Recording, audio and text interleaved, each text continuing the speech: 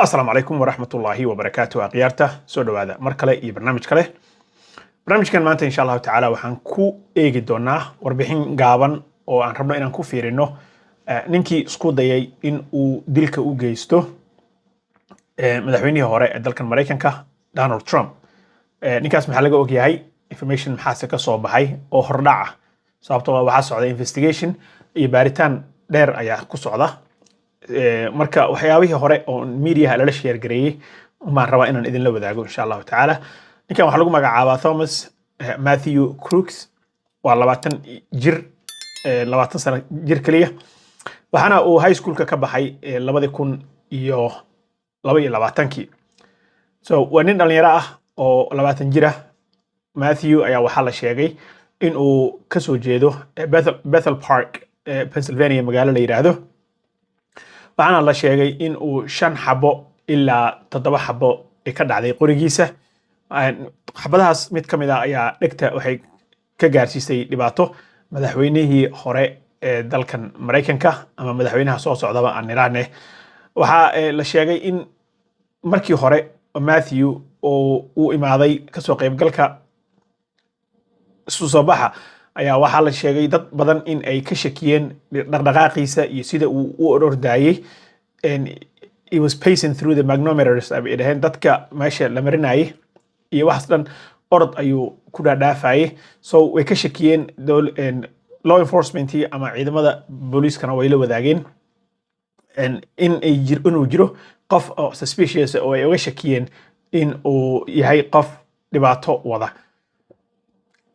ciidamada ka howlgalaya meesha ayaa waxay bilaabeen inay raadiyaan ninkan isaga ah waxa la sheegay sidoo kale in uu jaranjaro watay jaranjartaas oo uu isticmaali doono in uu ku fuulay buildingka geeskiisa si uu kor uga soo toogto madaxweynaha oo uu u helo meel open ah oo kore waxa la sheegay in sources said Crooks crawled onto the roof of a manufacturing plant building in uu intuu gurguurasho ku koray meel u jirta 130 yaardi madaxweynaha stage-ka uu istaagay meeshii uu istaagay madaxweynaha 130 yaard in u jirta ayuu wuxuu u fuulay darbiga waxa la sheegay qori in uu watay oo qoryahan dadka wax shood gareey bariyahan dambaba dalkan Mareykanka ay wax ku laayaan u badan ama ardayda ha lagu laayo ama si kale loo isticmaalo qorigan ayaa waxa la sheegay in uu iska lahaa aabihiis si legal ana loo soo gaday wiilkana waxa la sheegay in uusan lahayn wax dambi oo hore oo uu ahaa clean background uu haystay isaga iyo booliiska hore isugu dhicin horena aan loo xirin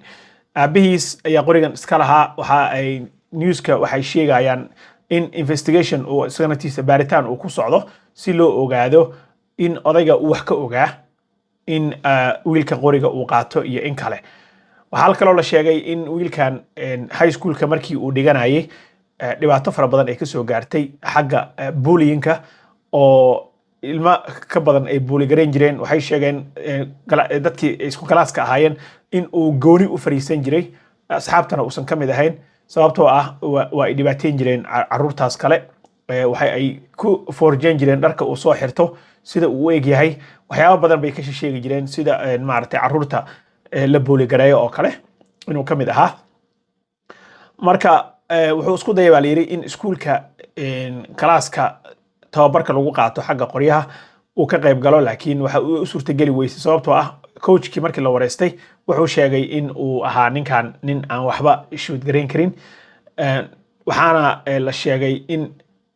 farsamo xumadaas waagaas kaga dhacday iskuulka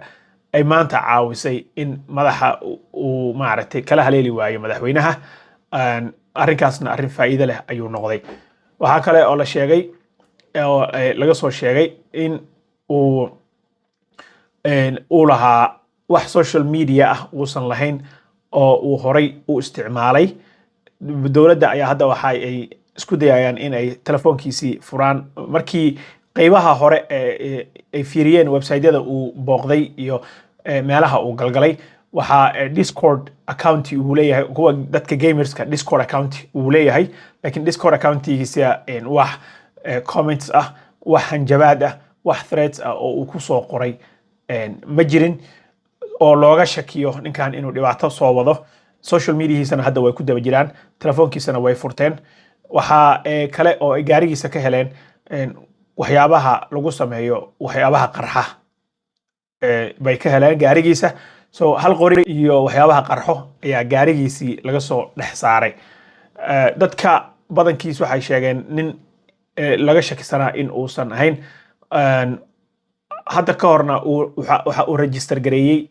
in xisbiga jamhuuriga oo uu Donald Trump naftiisa ka mid yahay oo waa Republican registered waaye cunuga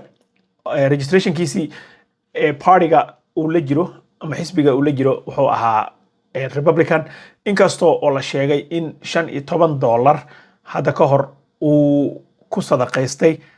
Liberal Act Blue Political Action Committee kuwa la dhaho oo kuwa liberal ah oo xag jirka dimuqraadiga ah ayuu $15 ku donation ahaan u siiyey lacag ay urursanayeen laakiin asaga registration ahaan waxa weeye nin Republican ah buu ahaa meeshu iska register gareeyna waxay ahayd isla magaaladii uu ku dhashay nin kolay aagiisi ka tagay ma ahayn Bethel Park Pennsylvania ayuu ku dhashay Bethel Park Pennsylvania ayuu iska register gareeyay Republican Party ayuu ka mid ahaa laakiin kolay ideadooda iyo fikradahooda lama uusan dhacsanayn taas ayaa keentay in madaxweynaha waxa cadeen waa in madaxweynihii dhamaa oo loo soo nominate gareyn rabay in uu noqdo Republican nominee-ga sanadkan uu xabadeeyo so cunugan waa 20 jir high school mardhow ka baxay high schoolka dhibaato badan ay ka soo gaartay sida la sheegay oo bullying waxaas uu ka qayb qaatay in Republican buu ahaa taasna chance uma siinayso oo excuse uma siinayso in uu madaxweynaha uu xabadeeyo laakiin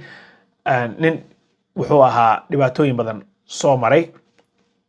sida ay sheegeen qoriga uu wax ku xabadeeyay qoriga aabihiis ayaa iska lahaa si oo legal ah ayaa loo soo gaday qorigaasna wali waxaa lagu daba jiraa in baaritaan ayaa ku socda aabihiis laakiin dowladda waxay sheegtay in reerka familka ay cooperate gareynayaan oo ay la shaqeynayaan ciidamada wixii ka soo kordha insha Allah taala Kista TV nagala soco videogan don't forget inaad share gareysid intaas ayaa hadda laga warhayaa laakiin investigationka uu socda report ay ka soo saari doonaan whatever kale oo ka soo baxo insha Allah iyo wararka kale cusubba nagala socda Kista TV wa maasantiin wa salaamu calaykum wa rahmatullahi wa barakaatuh